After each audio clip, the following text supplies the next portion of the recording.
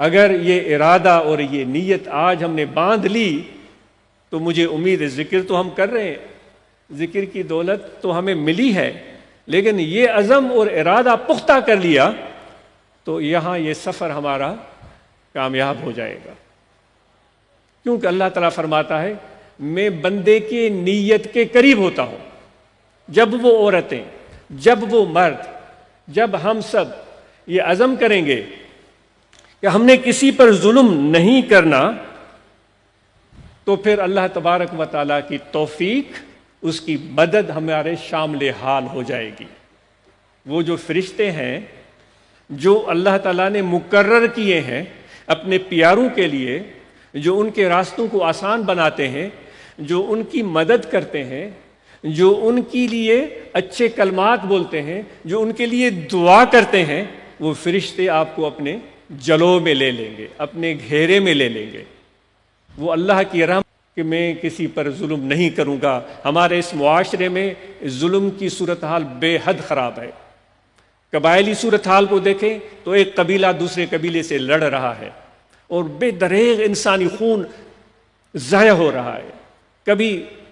رشتہ داریوں پر فساد پھیل گیا، کبھی زمین کے ٹکڑے پر لڑائی شروع ہو گئی،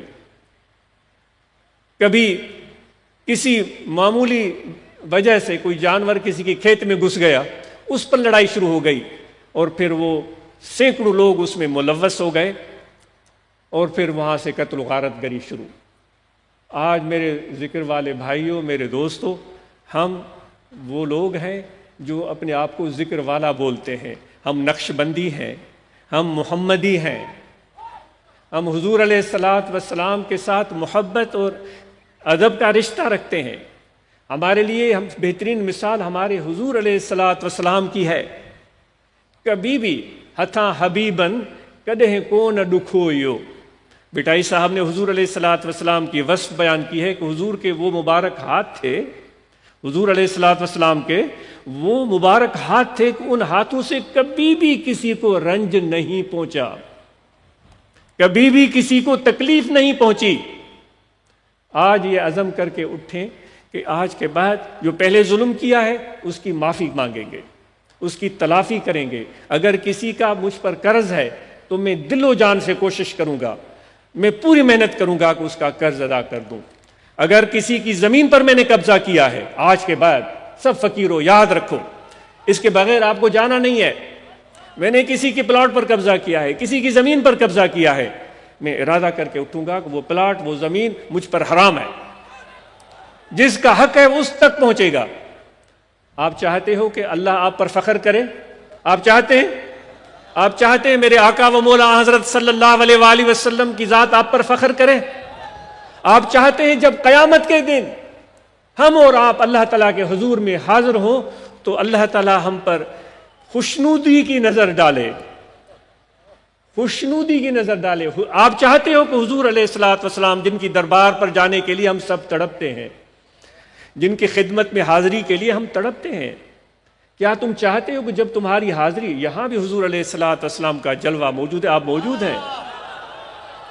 ہم ان سے دور نہیں ہیں، وہ ہم سے دور نہیں ہیں، وہ ہمارے دلوں میں ہیں، ہمارے دائیں ہیں، ہمارے بائیں ہیں، ہمارے ہر طرف حضور علیہ السلام کا جلوہ موجود ہے۔ اگر میرے بھائیوں، اگر عاشق رسول ہو اور چاہتے ہو کہ حضور علیہ السلام آپ کو اور ہمیں مسکرا کر دیکھیں، خوش ہو کر دیکھیں، اور ہمارے سر پر دست شفقت رکھیں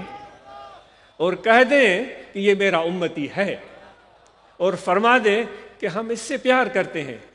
تو پھر عزم کر کے اٹھو کہ ظلم کبھی بھی نہیں کرو گے، اور کسی کا حق کسی نے ہڑپ کیا ہوا ہے تو یہاں سے جانے نہ پائے، اس سے پہلے پکا ارادہ کر لے کہ میں اس کا حق اس کو واپس کر دوں گا۔ یقین کریں، میرے حضور کی دعا، میرے آقا و مولا حضرت صلی اللہ علیہ وسلم کی دعا، ان سب فقیروں کی دعا ایسے رحمت کے اور رزق کے دروازے آپ کے لیے کھولے گی، ایسی جگہ سے اللہ تعالیٰ آپ کو عطا کرے گا کہ جہاں سے آپ کا گمان بھی نہیں ہے، اور آپ مالا مال ہو جاؤ گے۔ کیا آپ اور ہم سب اس چیز پر عزم کرتے ہیں کہ کسی پر ظلم نہیں کریں گے؟